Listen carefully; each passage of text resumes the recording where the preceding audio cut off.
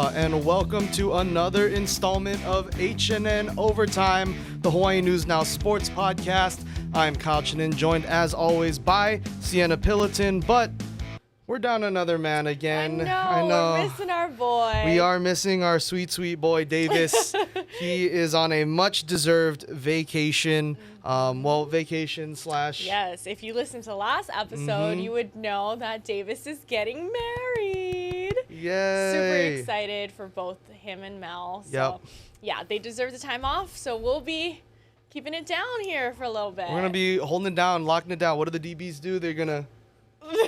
They're going to lock it down. Lock in. Stay strapped in, boys and girls. We have a fun show, obviously. Lots to talk about. But yeah, Davis, so happy for them. I was able to go to his bachelor party. Quick thing. It wasn't like a night out, like a typical one, but like we got to do an escape room, so that was the main thing. I think that's the most Davis type of night, and so yeah, that's what it's all about. Yeah, it was super fun.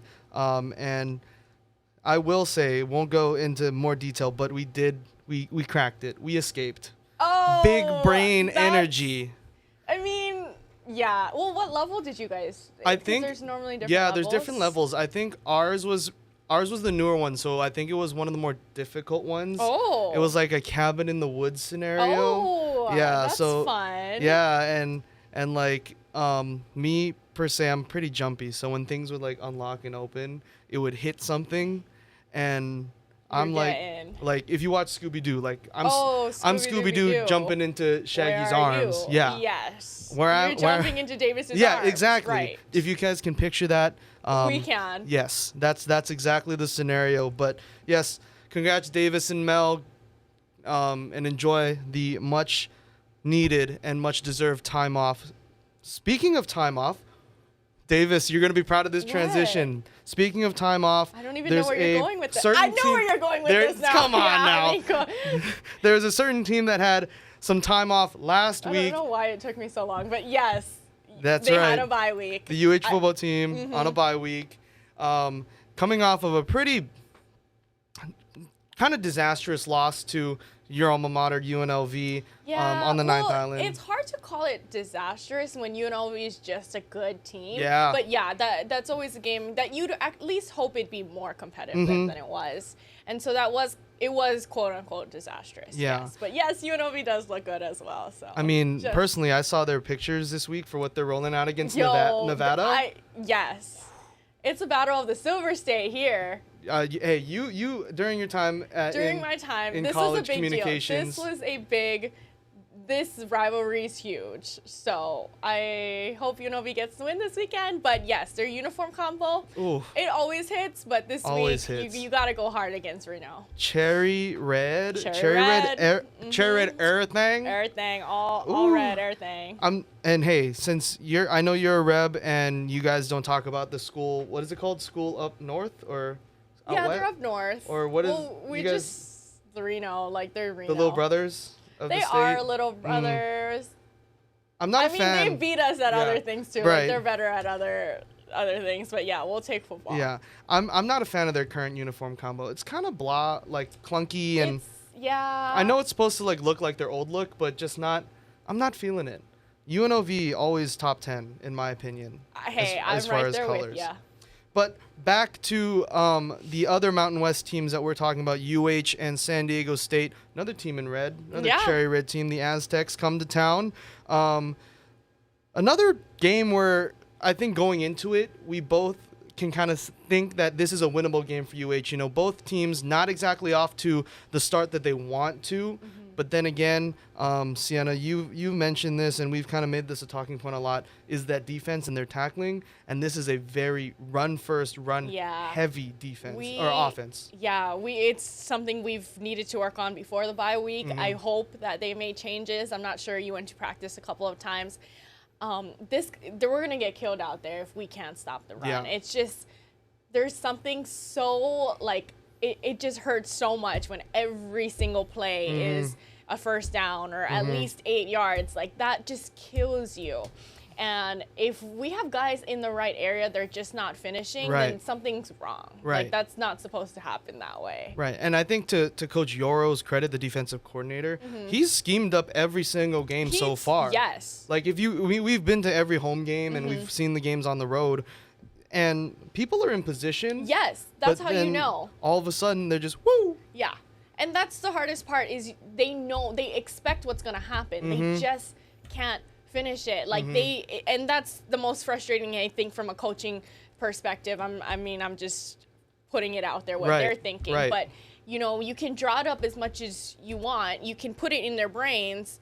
But if they're not finishing it, then it's just hard to watch. Definitely. And from the offensive point of view for UH's offense, they have struggled to get any sort of rhythm, any sort of drives going in the first half of pretty much every game this year.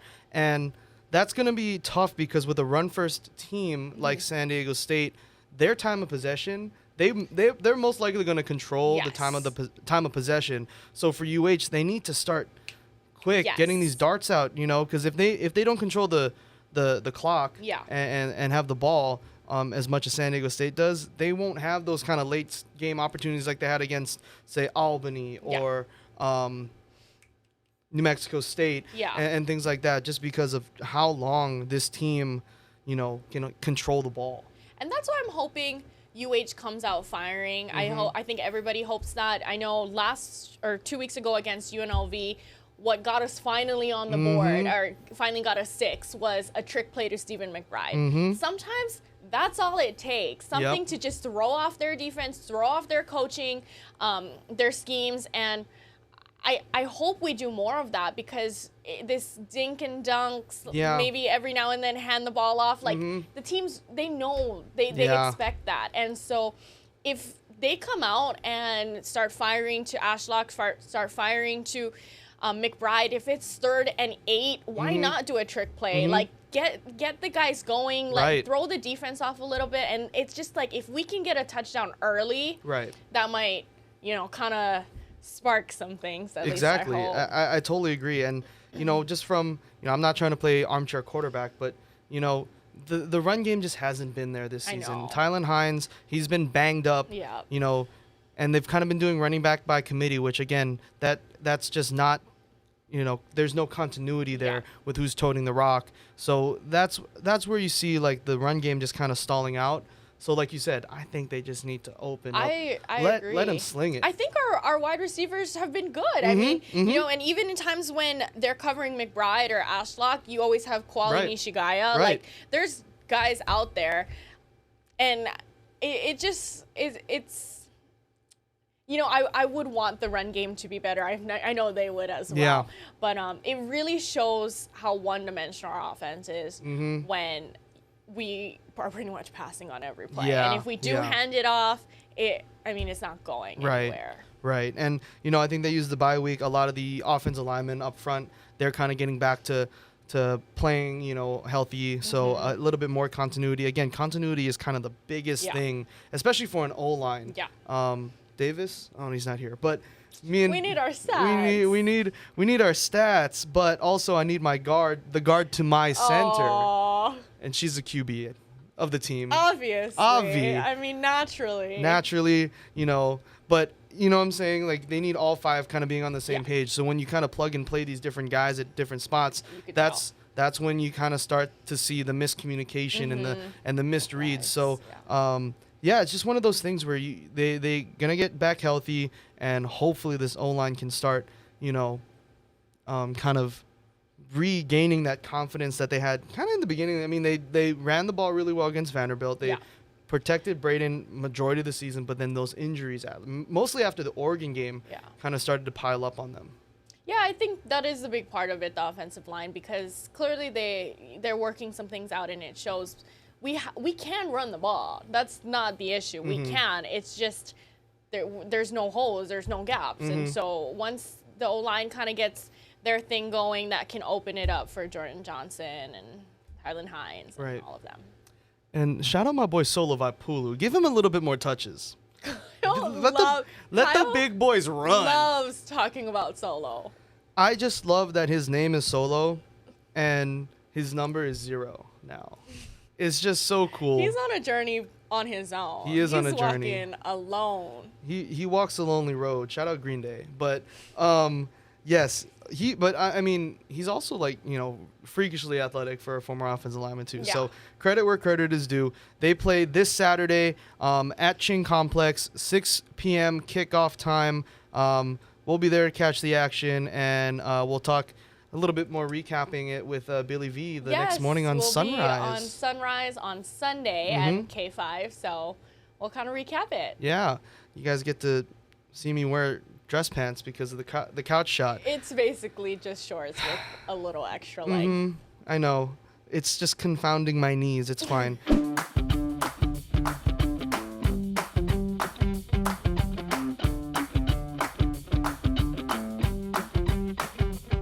We'll get into a little bit more, going down a level to the high school level here in Hawaii. We're going to go straight back into football. You and I have been covering high school games all season long. We've kind of run the table of who we kind of can gauge who's going to be making this playoff run. And most of the OIA Open teams actually end their regular season this weekend. So right now, if we look at kind of by the schedule and their record, Kuku, obviously number 1 in the Open. Mililani at number 2, just by pure record.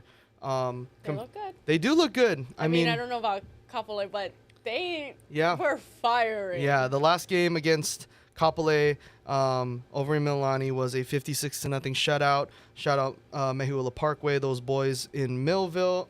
Anything to shout out Millville. You know them boys. We just want to see if y'all still them boys. Okay, well,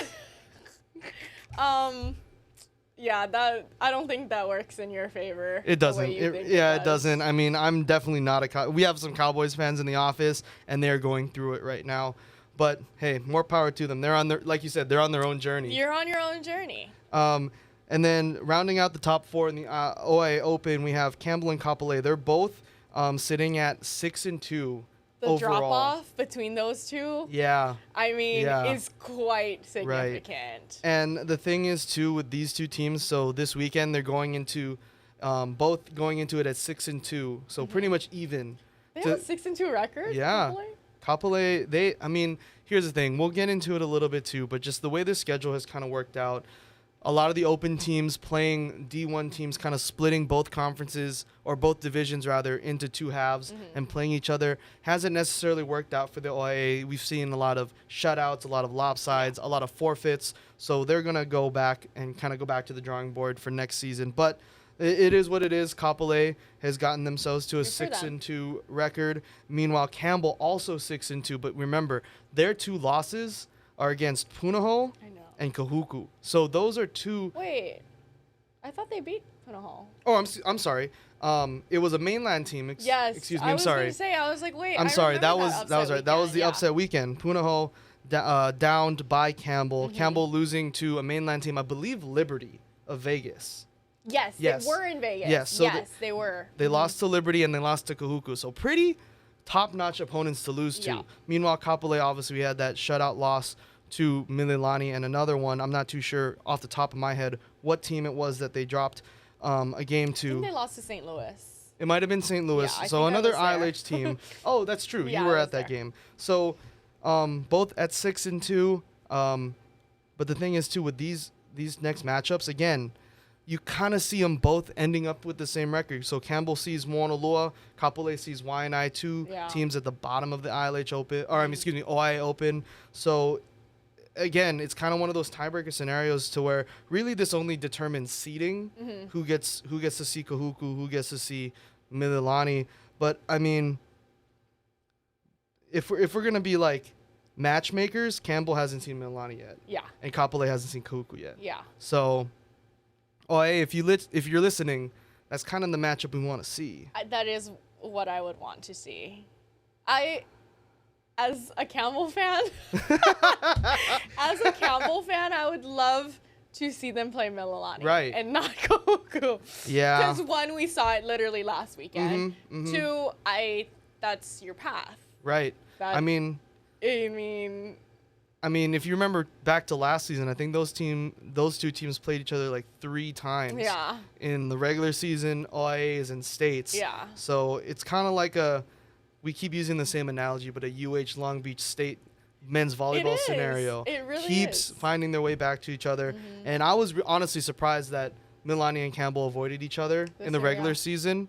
But I mean, you've been to a handful of Campbell games this season, and comparative to last year, Jaren Chiave Sangapolatele has really figured it out. Oh, he's great. He's in really his developed. second year at Campbell. Yes. Yeah.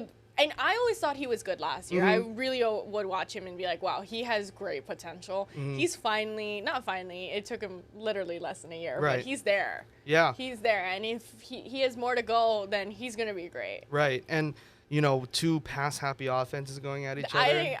I would love to be there for this one. It's kind of like a battle between the both of us. Yeah, exactly. But yeah, both kind of do the same thing. Both, you're right. Both pass-happy, and so it would be sparks flying everywhere. Yeah. And it'd be a really colorful matchup, especially if Campbell goes their orange color rush. Hope they go orange. And then Milani's away uniforms are yellow this year, but not a good yellow. I'll put that on the record as an alum. It's like a neon yellow. We can be better. That's the one thing that he doesn't mind calling out. I'll call it out. I will call it out live on the show. Moving down to the OIA D1, the top 4 teams in the D1 right now, if the season ended today, this is kind of how the playoffs would shape up. We have Farrington at the 1 spot. Waipahu, after kind of a rocky start to the season, playing some open teams, they get the 2 spot.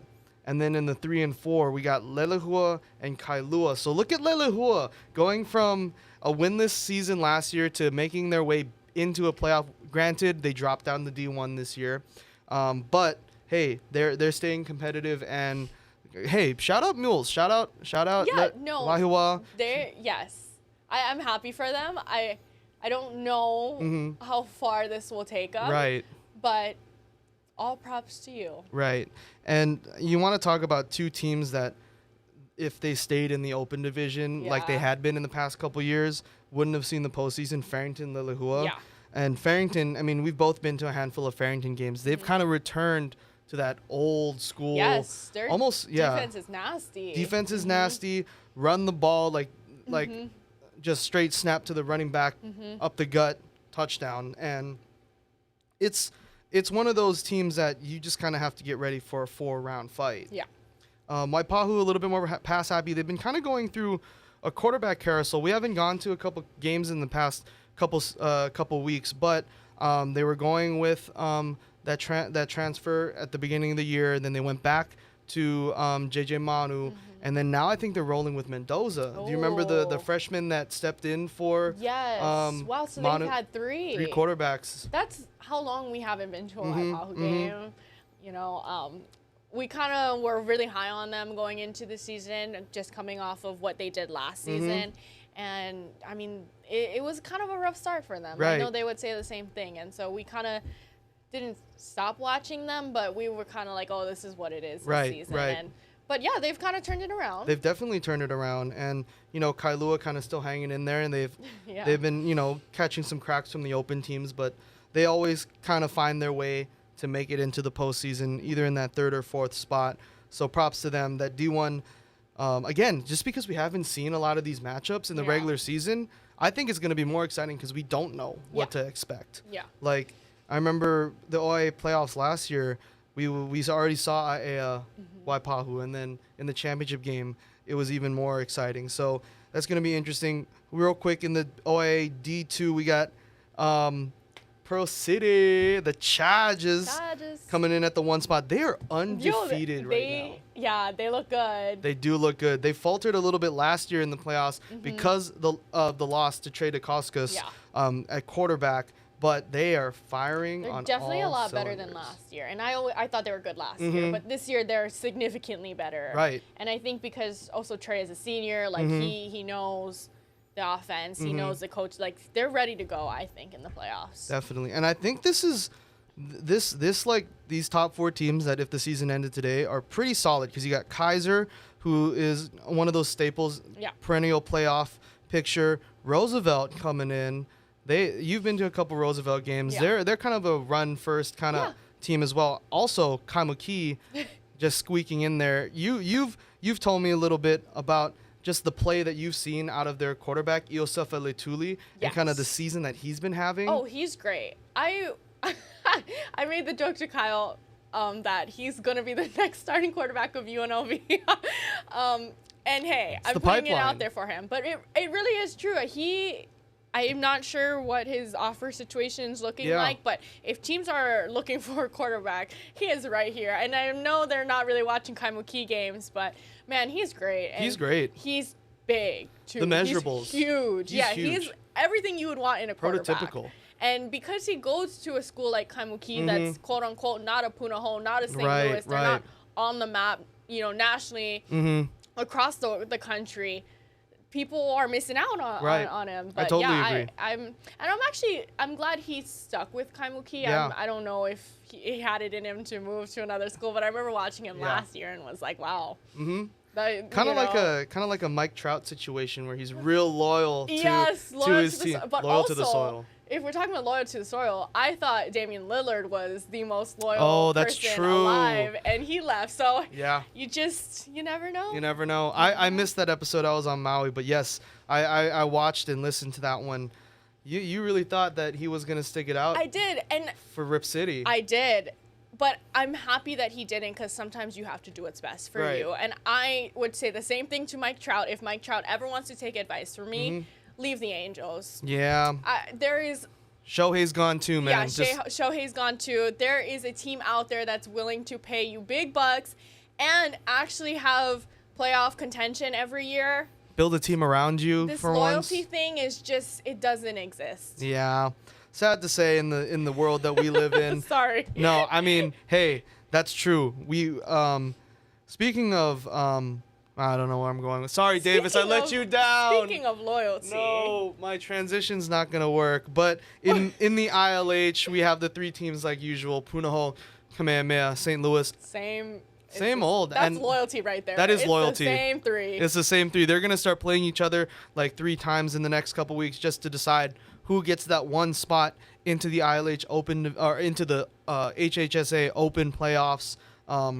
I really think it's still going to be Punahou. I mean, they reloaded at quarterback with Ty McCutcheon. Their defense is really good as we saw last year. So it's kind of a continuation of what we saw last year. But, I mean, props to... I think they're the most all-around team. I got to go to the Punahou St. Louis game a couple of weeks ago, and it started off close. It really did. And then it just, after half, you could tell Punahou was just the better team. Yeah.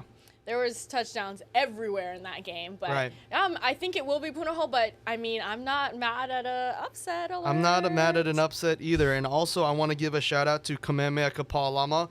I mean, hey, from going winless last year to being in, legitimate contention for this playoff berth is something a first-year head coach can only dream of. Yeah. So Kaeo Dramundo and that crew, they've done a tremendous job of kind of flipping that culture.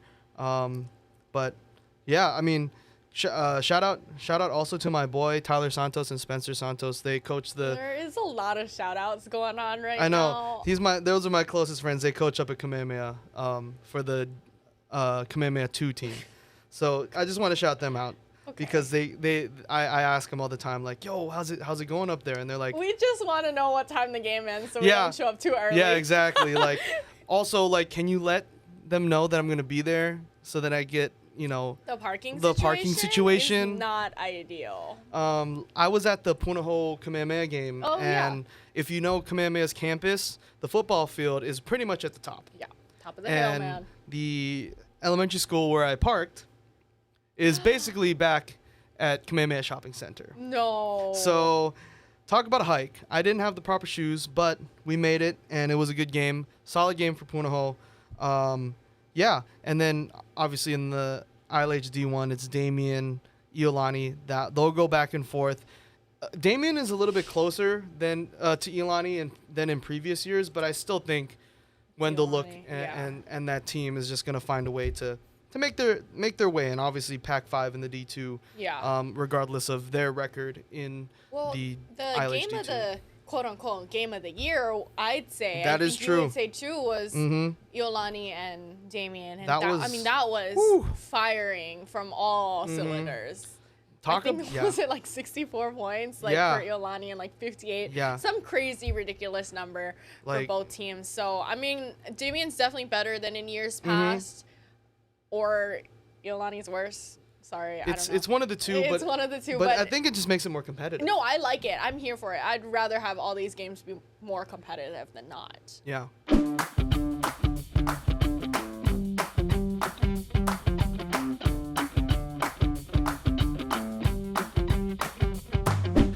All right, we're going to stay in the high school sports realm, Cienna. We're going to go to the girls' volleyball season. Okay. It's an exciting sport that you know very well. Yes, I love girls' volleyball. Yeah, and most recently, I was just at the first round of the ILH playoffs between Kamehameha Kapalama and Punahou. They were fighting for basically the automatic bid into the state tournament. So the way the ILH tournament works is, you know, they'll crown a champion, they get in regardless, and then the 3 D1 teams will play each other kind of in a round double elimination tournament to decide that second seed, right?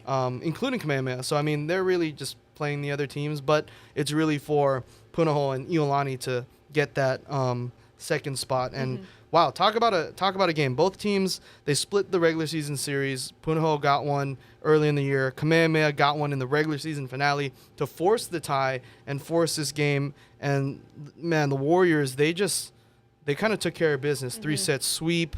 But then again, it wasn't a close one. It was like 25-21, 25-23, 25-21 again in the score margin. So, I mean, for you as a volleyball player, you know, when you go through a sweep loss like that, but you look at the score margins, knowing that you still have to play these other teams, does that give you guys like does that give you a little bit of a hey, we're right there type of mentality? Yeah, see, it's hard. So the thing about volleyball that I love / hate, it's like you have a brand new slate 3 times or even more, you know, depending on how many sets. But for this game in particular, for these girls, you lose set 1 and quote, it's supposed to be, as your coaches would tell you, it's a brand new match. We're starting from ground zero, but you're not, because you're like, we lost. So now we feel like we have to play catch up, which you are. You're down a set, you're playing catch up. So then set 2 comes, you lose again.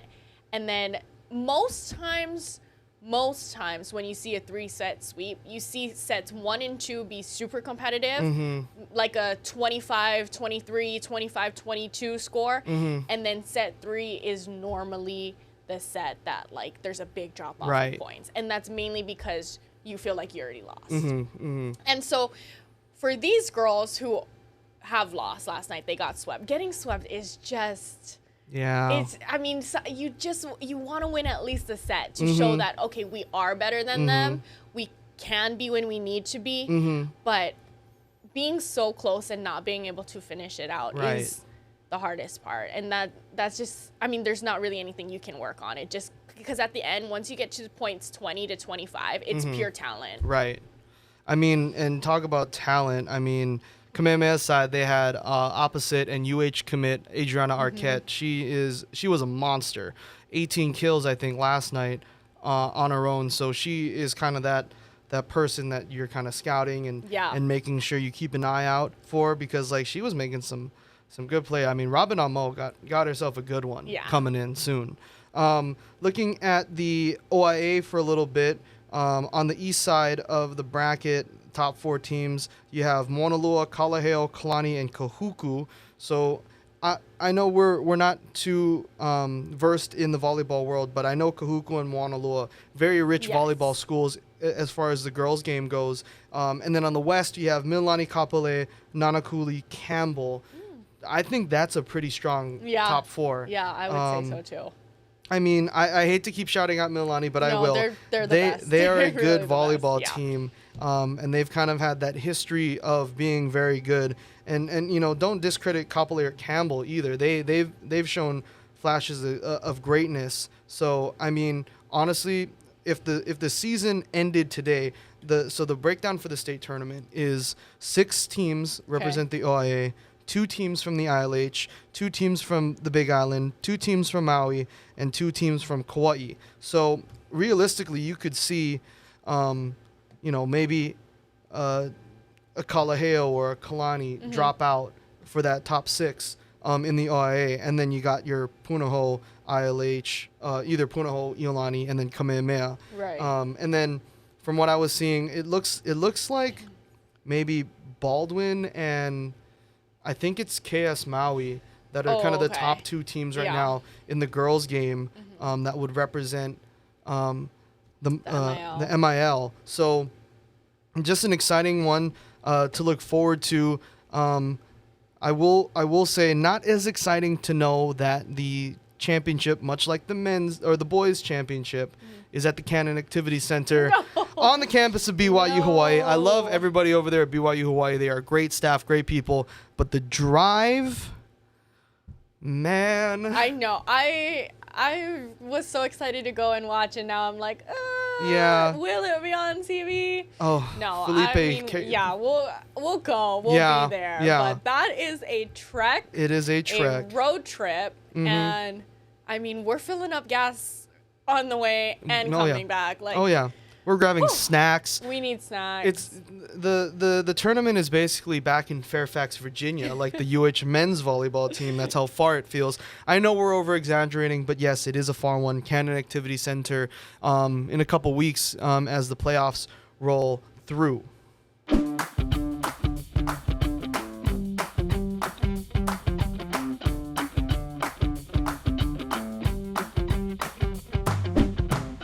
So let's talk a little bit about Davis's bachelor party. I want to know what happened. What was it like? It was super fun.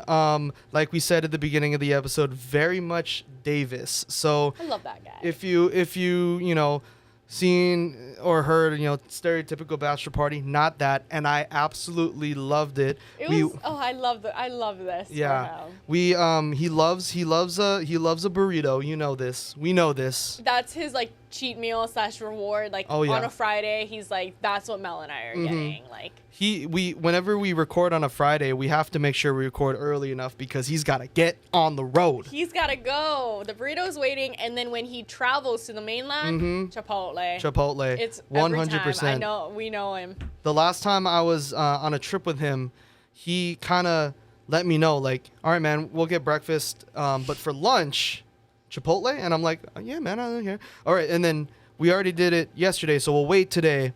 And then tomorrow, we'll get Chipotle. I know. He does remind, I know exactly who you're talking about, and they're in this building right now. But anywho, his love of burritos. So we got some burritos for lunch. Okay, where? Moe's. Without going to like in detail. Oh yeah. Where did you guys go? Moe's Southwest Grill. Okay, I haven't been there, but he's always talk about that. He's always talked about that place. I'm more of a Paniolo's girly. I am more of a Paniolo's guy myself.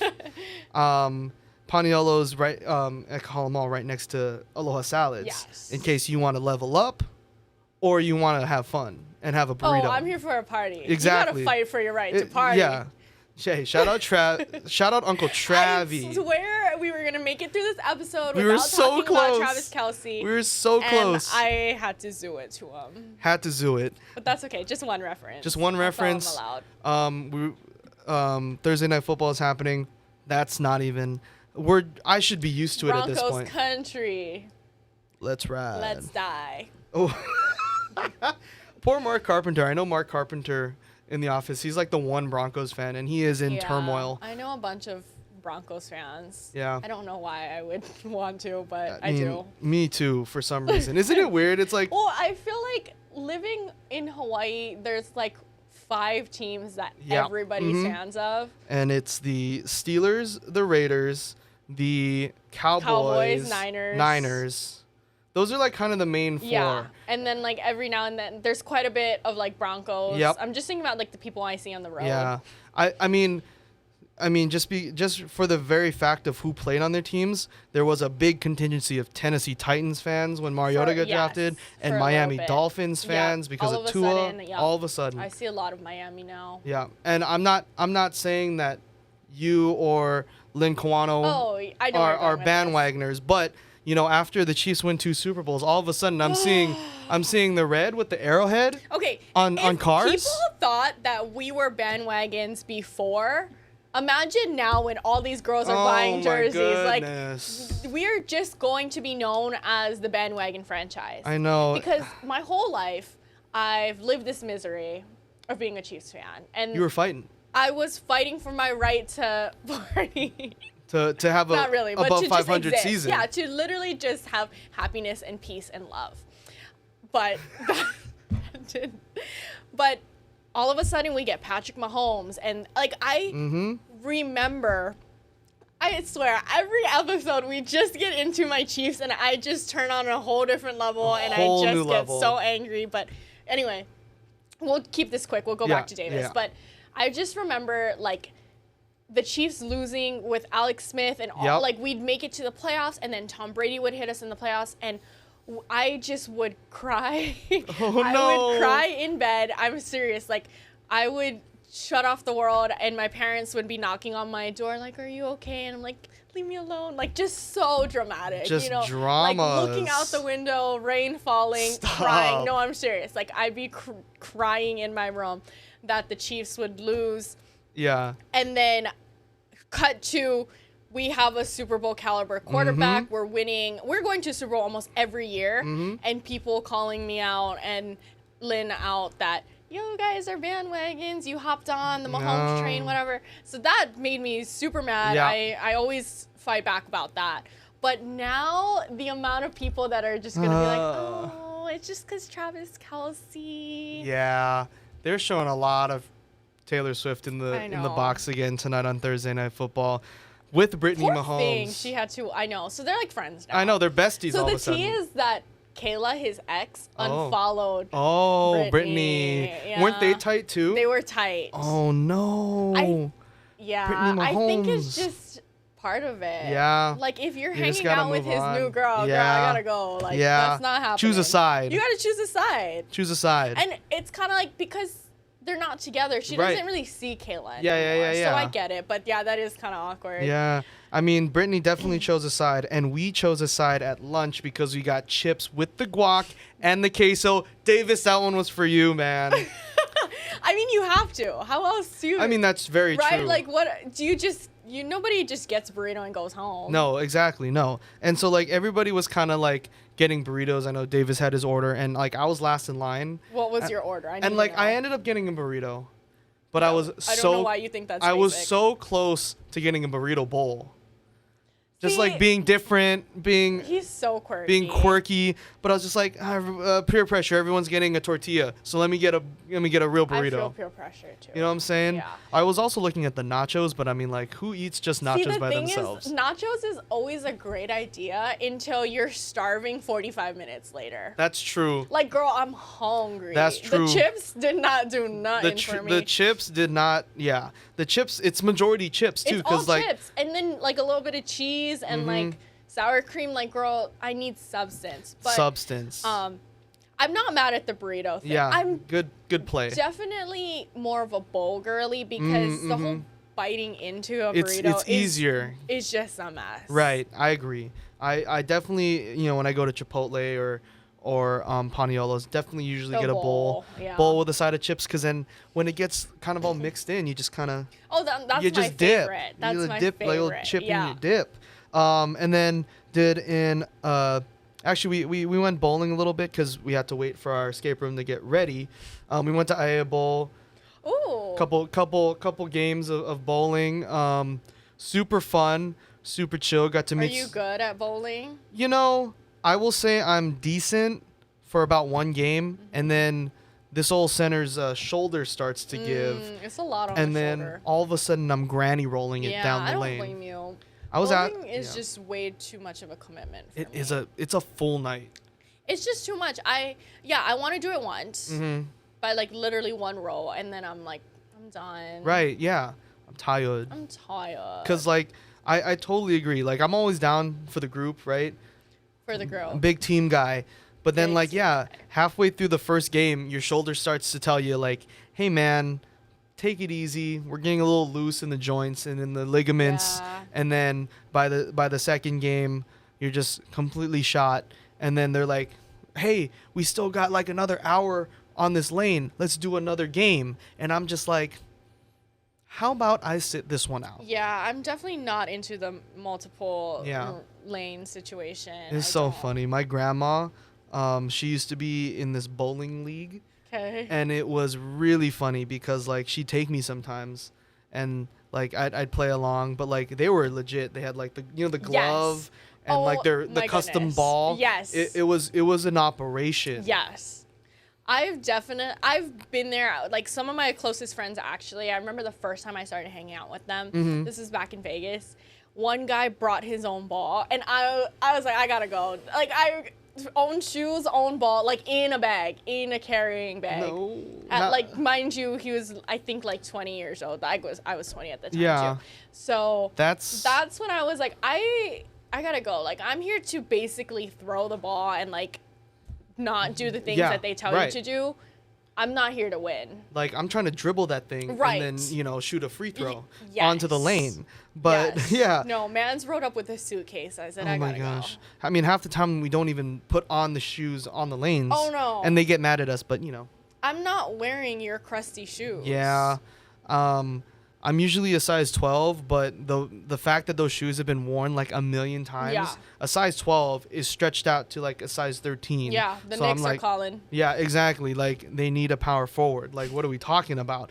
After bowling, we headed to the escape room, and our like I think I mentioned in the beginning, ours was like a cabin in the woods scenario. So I won't in case anybody happens to go to that escape room and do it. I'm not going to talk about like specific clues, but like they give you a little scenario, like a prompt before you go into the room. So the game master was like, all right, you four are hiking in the woods. First off, me and Davis ain't hiking in no woods. You already lost me. You lost me. Unrealistic. But then like hiking in the woods, it's starting to get dark. I'll never be in this scenario, You'll never dog. catch me. If I'm hiking, it's in the middle of the day. Middle of the day. Safety. Safety first. Call woods, EMS. Like I'm radioing in. Yo, he gotta go. Like he needs to be medevaced. Yeah, get me the medevac. I'm out of there. And then they're like, oh, but you guys are getting kind of lost. It's getting dark. Then you stumble upon this cabin. This is why I can't watch like these thriller movies. No. I cannot watch it. I get so mad. I remember when I would watch The Walking Dead. Just like that when that was popular, I would literally scream at my TV to the point that my parents were like, if it's causing you more stress, maybe you shouldn't watch it. Like, it Sweetie, was so stressful for me. And that's why I don't watch those scary movies, because I can't. We hiking in the woods. Like, you lost me. I'm not dealing with that. Let's split up and look for clues. No. Right. What are we doing? Let's split up always gets me. It's so. Let the one girl go off by herself. Yeah. You're all right. The one girl that is like either glued to her phone or has no clue what's going on. But so the four of us, somehow me and Davis decided to go on a woods hike in the late afternoon, early evening, get lost, find this cabin, but it's locked, so we have to find a way in. And then they throw us into the room. It's pretty well designed. Like the lights are super dark. We had to put our phones in like a locker, and we only had like a radio walkie-talkie to talk to the game master. And we had an hour to do it, and they gave us 3 hints that we could use whenever. And gotta say, we got it done with like 7.5 minutes to spare. Ooh, that's close. We were. I will say though, I mentioned how dumb in movies it's like, let's split up. Yeah. When we got to the second room, we literally said, let's split up. And we both completed 2 different tasks. But that's smart, though. You kind of have to do that. Yeah.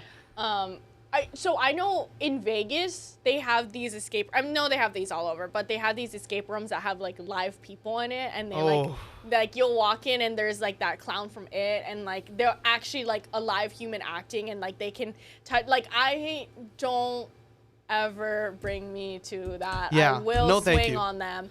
Exactly. Don't come for me. Exactly. Like those, or like a haunted house. Yo. Miss me with that. No. Miss me with that. No. Now that it's spooky season, everybody wants to do that stuff. I can't. will not be attending. I'll be missing it. I'm okay missing it. I don't know why people are obsessing about that side of spooky season when you could be obsessing with the pumpkin spice flannel season, pumpkin patch season, and candy corn. Are you a candy corn? I love candy corn. I'm not a candy corn guy. I think people who don't like candy corn need to grow up. It's seriously no. You're so like this whole I'm eating candle wax. No, you're not, Doug. It's literally a candy. I know. I mean, I don't have anything wrong with the flavor. It's just that I'm a big boy. I always been a big boy, and if I'm going for the candy, I'm going for the most outrageous, full of like. That you can enjoy candy corn. No, right. You don't like it. It's just not one of my favorites. So if it's the only candy available. I'm gonna eat it. Yeah. But if there's options, if I see a Milky Way. Oh, okay. But you're not one of those haters. Oh, I'm not a hater. Sometimes. Do you think I hate food? Do you see me? So it's him. I've been in love for 25 years. 25 years. 25 years strong. Sometimes I do be eating it, and I do think, am I enjoying this? Are you questioning your love? No, I love it. But I know, like, I've definitely been there where I'm eating it and I'm like, do I actually like what I'm consuming right now? That's true. It's one of those, like, it has no taste, yet it has all the taste in the world. I won't say no taste. I'll say mild taste of sugar, for me at least. It's a lot of sugar, yet no sugar at the same time. Exactly. It's literally like dense but also light. It's like so confusing. It's so dense but so light. Like it's so chewy yet so hard. Literally, like you drop it on a table, it sounds like you're dropping a penny. Yes. But then you bite into it, it's low key kind of like a marshmallow. It's literal candy. It's like candle wax. Yeah. But that's literally what it tastes like. Right. If you were to just take a bite of a candle. Just a Bath and Body Works candle. Just go grab your lavender scented, yes. I mean, you all know this time of the year. It's the 6 for $25 or the 5 for $25. You know that. I'm right here. We talked about wherever my future wife is. I keep selling myself. I am right here. I know the candle sales. He knows the Bath and Body Works candle sales, ladies. If you don't think that every single room in my house, shout out also to my roommate because they are also a big contributor. If you don't think every single room in our house has a Bath and Body Works candle, you got another thing coming because we are locked and loaded for this holiday season. Hey, it's my favorite time of year too. I'm right there with you. But no, so we finished that thing. We didn't have live actors. Thank goodness. Yeah. But because I'm also just really jumpy, so like when you figure out a clue and it unlocks something, it's like a magnet to keep it up. So when the magnet gets released, it's so powerful. It's like a big and then sometimes it's gravity, so it's wood hitting wood, so it just pop. And I'm like, I jumped. Like I said, I'm in Davis's arms like Scooby-Doo. Like I was so tense for no reason, knowing that it was literally just 4 people in the room. Right. But your guard's up. That's what it is. That's the whole point of it. Guard is 100% up. And then we finished that up. Had dinner, and it was a really fun night. What did you guys have for dinner? Jen Korean barbecue. Oh, so good. So good. Now I'm craving it. Like they're so good. So good, and we kind of went all out at dinner. Had to. Yeah. I feel like four guys. Yeah, like 4 that guys. Makes sense.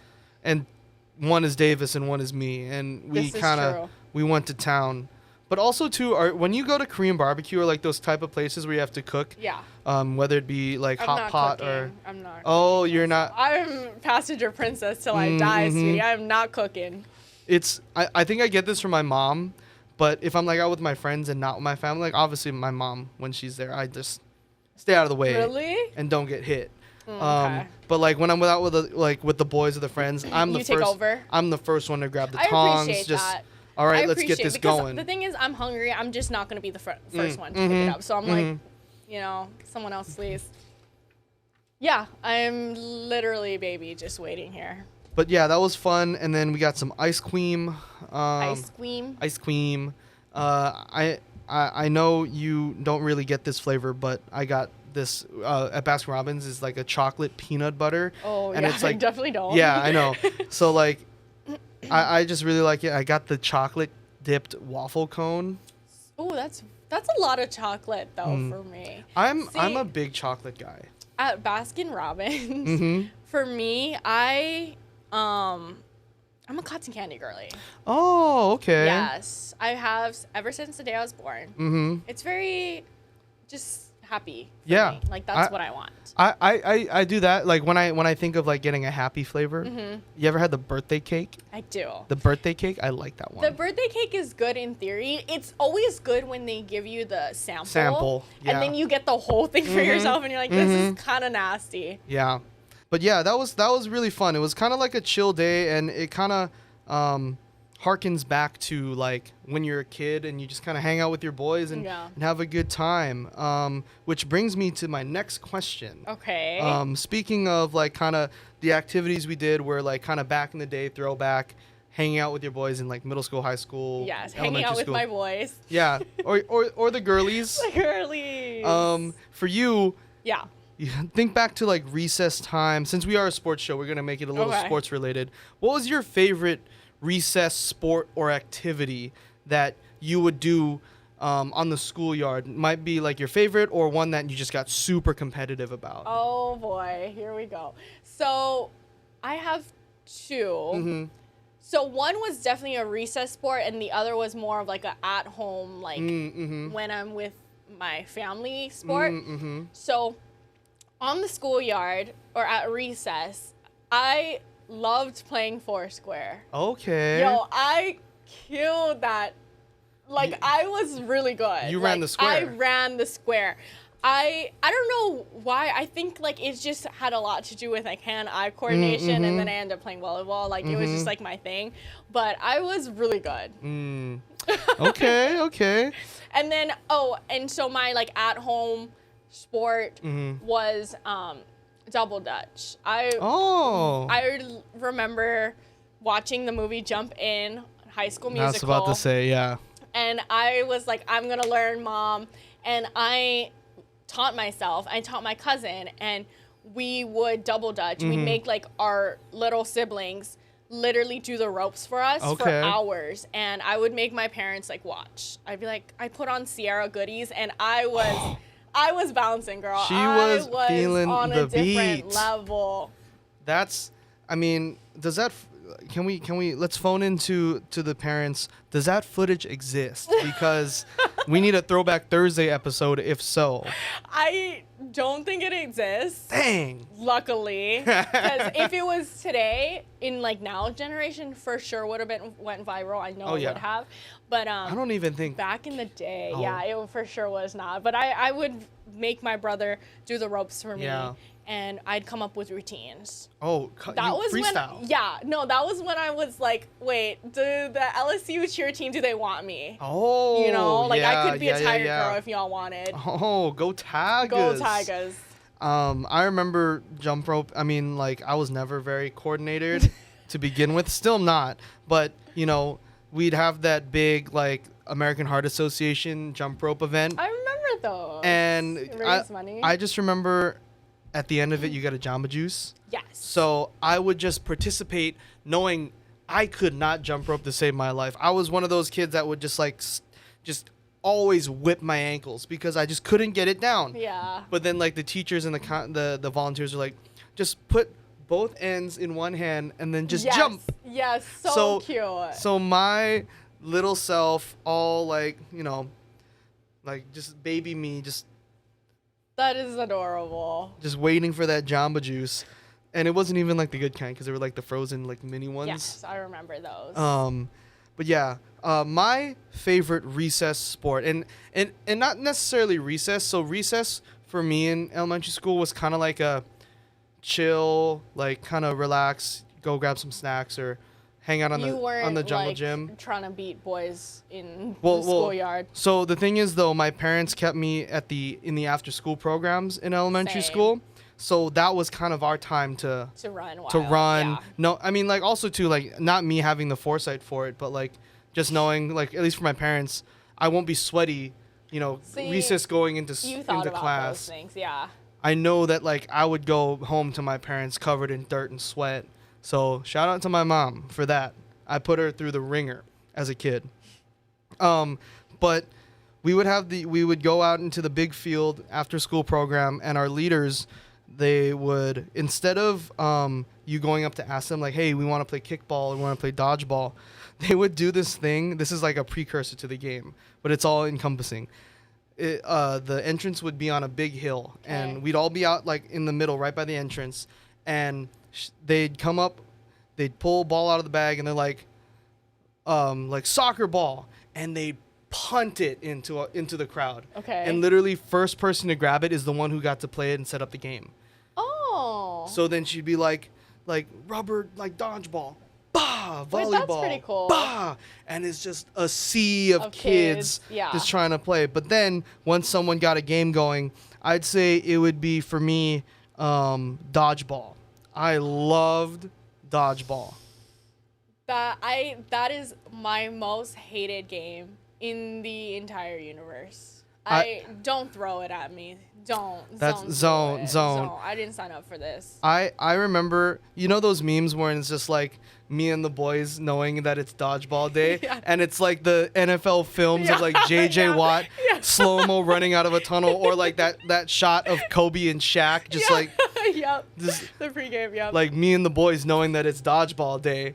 Oh, we were cooking. Yeah. That, or like we would play kickball just with the same ball but switch it up. I'm also not a kickball person. I'm definitely more of a controlled environment type of girly. That's why I played volleyball, and also why I liked Foursquare. There's a clear this pattern. Is my little bubble. You stay in it. Right. Instead of the madness of throwing things. But you got to admit, during PE in elementary school, the big parachute. That was fun. Give it to me every time. Killer. Yes, I do appreciate that. Every single time. There was always that one kid that just would let it go, and you're like, dog, we're all on the same team here. Yeah, why are you messing up the vibe? Right. Or those little chairs at PE you roll around on the court with. We didn't have those. You didn't have that? Wait, what? No. They were they look like the things that you put buckets on to roll around. They're about an inch off the ground, and I've seen those. We've never had those.